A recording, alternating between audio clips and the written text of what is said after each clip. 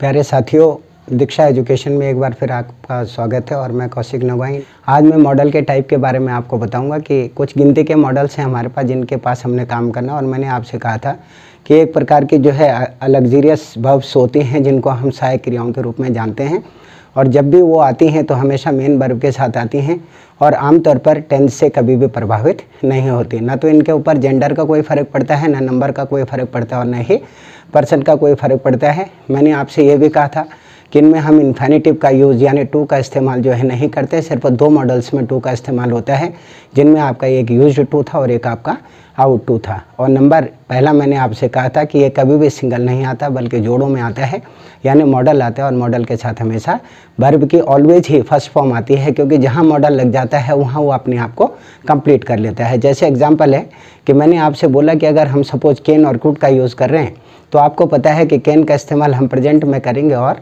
Could का past में करेंगे। तो अगर कुड लग गया तो फिर उसके बाद उसमें वर्ब की सेकंड फॉर्म या थर्ड फॉर्म लगाने की रिक्वायरमेंट आपको नहीं होगी, क्योंकि वो अपने आप में ही पास्ट है। तो आज मैं उसी से रिलेटेड आपसे डिस्कस करूँगा। मैंने यहाँ पर पहला आपका जो मॉडल है यूज़ होता है वो लिखा हुआ है कैन और कुड। जनरली कैन और कुड का इस्तेमाल हम कहाँ और किस दिशा में करते हैं? जहाँ पर भी किसी भी वाक्य के अंदर किसी काम को करने की शक्ति, सामर्थ्य और अधिकार। दोबारा फिर रिपीट कर रहा हूँ, अगर हमें ये बोला जाता है कि हमने यूज़ ऑफ मॉडल्स का इस्तेमाल कैन और कुड का कहाँ करना है, तो जिन वाक्यों में भी, जिन सेंटेंसेस के अंदर भी किसी काम को करने की शक्ति, सामर्थ्य और अधिकार, शक्ति का मतलब पावर है, सामर्थ्य का मतलब कैपेबिलिटी है और आपका अधिकार का मतलब राइट है। तो जहाँ पर भी ये तीन चीज़ें आपको किसी भी वाक्य के अंदर दिखाई देंगे, वहाँ पर आपने प्रेजेंट में किसका इस्तेमाल करना है? कैन का। और पास्ट में किसका इस्तेमाल करना है? कुड का।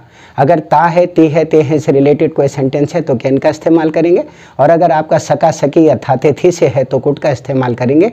कोई विशेष ऐसा काम नहीं है, बिल्कुल सिंपल सा कॉन्सेप्ट है। बस सिर्फ दो तीन चीज़ों को हमने ध्यान में रखना है कि अगर कोई हमसे कहता है कि जी कैन और कुड का इस्तेमाल कहाँ करेंगे, तो हम सिंपल सा उसे कह देंगे कि जी जिन वाक्यों में भी किसी काम को करने की शक्ति, सामर्थ्य और अधिकार की बात की जाती है वहाँ पर प्रेजेंट में हम कैन का इस्तेमाल करते हैं और पास्ट में कुड का।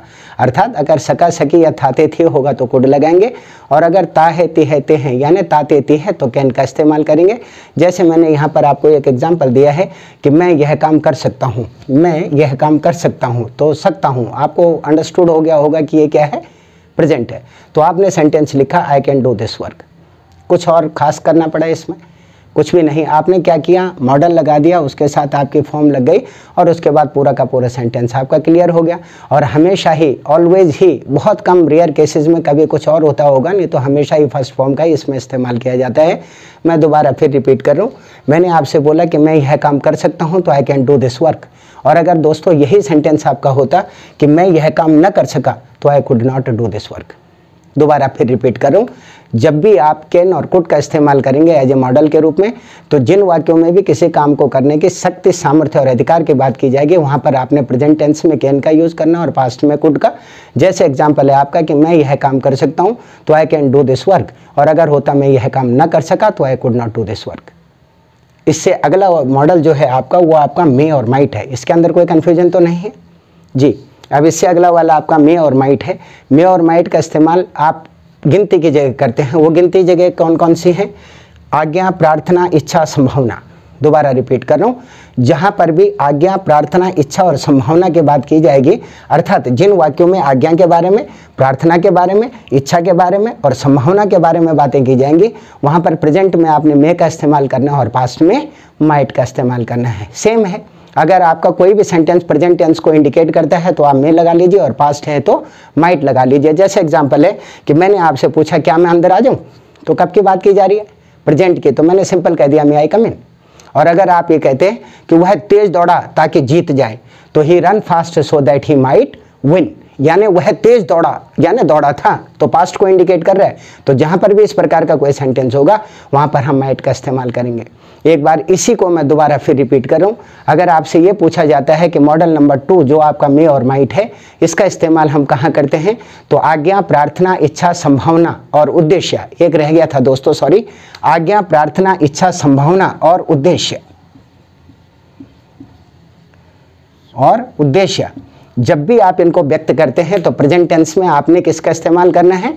मे का, और पास्ट में यूज करना है माइट का। एक बार फिर रिपीट कर रहा हूँ, जिन वाक्यों में भी आपको इन 5-6 चीज़ों के बारे में पता चलेगा। वो 5-6 चीज़ें कौन सी हैं? आज्ञा, प्रार्थना, इच्छा, संभावना, उद्देश्य। 1 2 3 4 5। आज्ञा, प्रार्थना, इच्छा, संभावना, उद्देश्य। जहाँ पर भी इनका जिक्र किया जाएगा वहाँ पर प्रेजेंट में मे का यूज़ करेंगे और पास्ट में माइट का यूज़ करेंगे। जैसे मे आई कम इन, अर्थात क्या मैं अंदर आ जाऊँ। और मैंने बोला कि वह तेज़ दौड़ा ताकि जीत जाए, या वह तेज़ दौड़ा ताकि गाड़ी पकड़ ले, या वह तेज़ दौड़ा ताकि गोल कर ले, वह तेज़ दौड़ा ताकि रन आउट ना हो। तो हर एक अंदर किसका इस्तेमाल करेंगे?